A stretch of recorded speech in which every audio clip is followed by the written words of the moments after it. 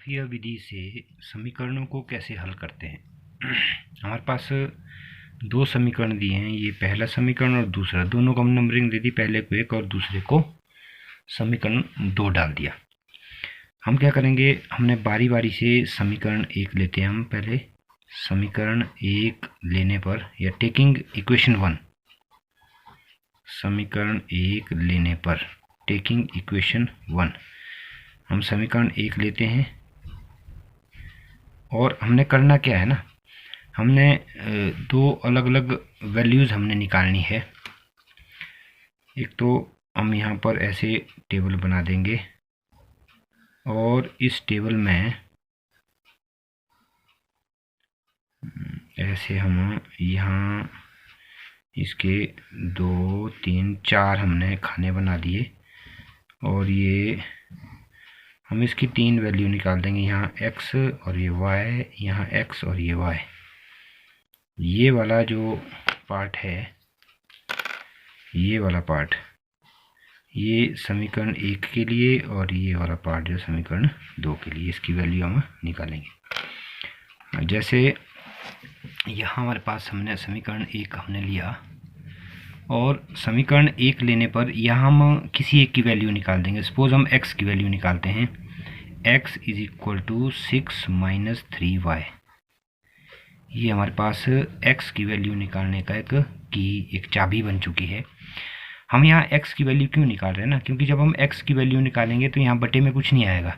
अगर हम y की वैल्यू यहाँ से निकालते तो फिर बटे में जब 3y बराबर 6 माइनस x करते ना, तो y की वैल्यू फिर 3 बटे में चले जाना था। इसलिए कि अपॉन कुछ भी ना हो, थोड़ा सिंपल रहे समीकरण, तो ऐसे हमने किया। सबसे पहले हम क्या करेंगे, y की वैल्यू अगर हम 1 लेते हैं, सपोज y की वैल्यू हमने 1 ली, तो यहाँ x की वैल्यू हमारे पास आ जाएगी 3। अब y की वैल्यू 1 ली ना हमने, तो यहाँ 3 कम हो गया 3, फिर -3 हुआ, 6 में से 3 घटाया हमने तो 3 बच गया।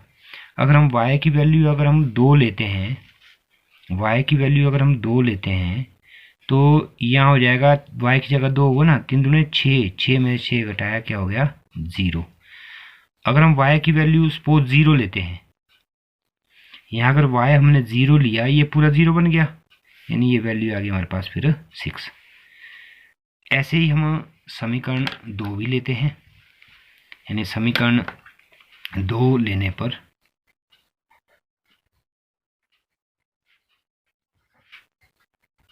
टेकिंग इक्वेशन 2, समीकरण 2 जब हम लेते हैं तो समीकरण 2 हमारे पास ये है। यहाँ हम चाहे x की वैल्यू निकालो चाहे y की निकालो, बटे में तो कुछ ना कुछ जाना है। y की वैल्यू निकालेंगे तो हमारे डिनोमिनेटर में हर में -3 जाएगा।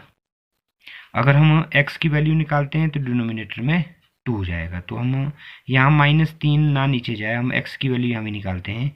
2x is equal to 12 plus 3y, x is equal to 12 plus 3y upon 2। ये हमारा की बन गई है समीकरण नंबर 2 के लिए। अब हम क्या करेंगे, यह हम y की वैल्यू भरते जाएंगे ना। यहाँ सपोज हमने y की वैल्यू 0 भरी, यहाँ पूरा 0 हो गया। अगर हम y की वैल्यू 0 भरते हैं ना, देखिए आप, अगर y is equal to 0, if यदि y इज इक्वल टू 0, यहाँ अगर हम y 0 भरते हैं तो क्या आ जाएगा, देखिए x is equal to 12 plus 3, y की जगह क्या भरा हमने 0 अपॉन 2 इज इक्वल टू 12, ये 3 इंटू 0 0 हो गया, 12 अपॉन 2 इज इक्वल टू 6। तो हमने अगर y की वैल्यू 0 ली तो x की वैल्यू आ जाएगी 6। ऐसे इतना ना सॉल्व करना पड़े हमें, क्योंकि एग्ज़ाम में हम इतना टाइम ही नहीं मिलता इतना सॉल्व करें। हम यहीं पर इसको सॉल्व अगर करें तो ज़्यादा जल्दी भी हो जाएगी। अगर हम y की वैल्यू मैं 2 लेता हूँ ना, यहाँ अगर y की वैल्यू मान लो 2 लिया हमने, y की वैल्यू मैंने 2 ली, तो यहाँ हो गया 3 दूने 6, 12 और 6 हुए 18, 18 को 2 से भाग किया तो क्या बचा 9। इस तरह से y की वैल्यू अगर मैं नेगेटिव में लेता हूँ, मान लो मैं y की वैल्यू -2 लेता हूँ, सपोज -2, तो यहाँ हो गया 3 इंटू -2 हो गया -6, 12 में से -6 किया, 6 आया, 6/2 हो गया हमारे पास 3। आप यहाँ जैसे y की वैल्यू भरता हूँ ना, मान लो मैं y की वैल्यू में भरता हूँ -2। जब हमने -2 भरा, आपको इतनी प्रैक्टिस होनी चाहिए कि आप वैसे ही भरें जैसे मैं भर रहा हूँ। y की वैल्यू -2 भरें ना, यहाँ देखिए क्या हो जाएगा, x = 12 + 3, y की वैल्यू भरी -2 अपॉन है 2 = 12 ± 3 दूने हो गए 6/2 = 12 - 6 6/2 = 3। यानी आपको फटाफट ऐसे ही भरनी आनी चाहिए। तो ये हमारे पास टेबल बन गई और इस टेबल की सहायता से हम ग्राफ को ड्रॉ कर सकते हैं। तो हमने इसकी सहायता से ग्राफ को ड्रॉ करना है। ये ग्राफ लिया और इस ग्राफ में हमने ये देखना है कि x की जो पॉजिटिव वैल्यू है सबसे ज़्यादा क्या है, यहाँ पहले में 6 पॉजिटिव 9, तो हमने x की तरफ को 9 वैल्यू ज़्यादा से ज़्यादा 9-10 वैल्यू ले ली। और y की जो है पॉजिटिव वैल्यू अधिकतम 2 है, 2, तो हमने 2 3 4 तक ले लिया। और x नेगेटिव वैल्यू जो है -2 लिया हमने सिर्फ y की, जो -2 भी हमारे पास है। अब हमने यहाँ स्केल लिया, scale for x and y axis 10 लघुखंड 10 small parts = 1 unit. 10 जो छोटे स्क्वायर बने हैं ये हमने 1 के बराबर लिए। तो ये पैमाना आपको ये लिखना बहुत ज़रूरी है। अब हम पहले वाले समीकरण को ड्रॉ करते हैं। फर्स्ट को x 3 है y 1 है, x 3 है y 1 है। ये आपसे यही आशा है कि आपको पॉइंट ड्रॉ करने आते हैं, ये हमने पिछली क्लास में पढ़ रखे हैं।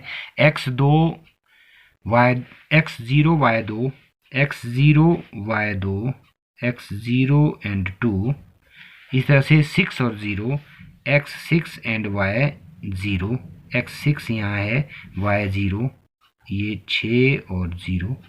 ये पहले समीकरण का हमारे पास पहले इक्वेशन का ग्राफ बना और इसको हम ऐसे, इसको हम एक लाइन द्वारा, क्योंकि जो रैखिक समीकरण होते हैं उनका जो ग्राफ बनता है वो हमेशा सीधी रेखा ही बनता है।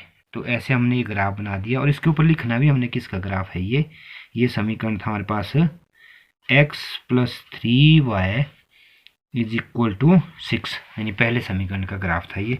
इस तरह से दूसरे समीकरण का ग्राफ बनाएंगे हम 6 और 0, x 6 है y 0 है, x 6 है y 0, ये यहीं आया। 9 और 2, x 9 है और y है 2, यहाँ 9 and 2। और x हमारे पास 3 है और y है -2, x 3 है y है -2 इधर, ये 3 and -2, इसको भी आपस में हम मिला देंगे ये पॉइंट्स को ऐसे। और ये बन गया हमारा दूसरे वाला ग्राफ, वो था 2x - 3y = 12। और जहाँ जिस पॉइंट पर ये ग्राफ इंटरसेक्ट करते हैं, ये वाला जो पॉइंट है, दिस पॉइंट, जहाँ पर ग्राफ इंटरसेक्ट करते हैं वो इसकी मान होता है।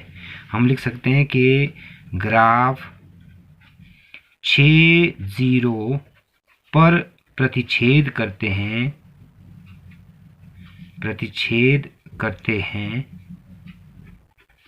अतः अब 6 और 0 क्या है, x = 6 और y = 0 समीकरण के हल हैं,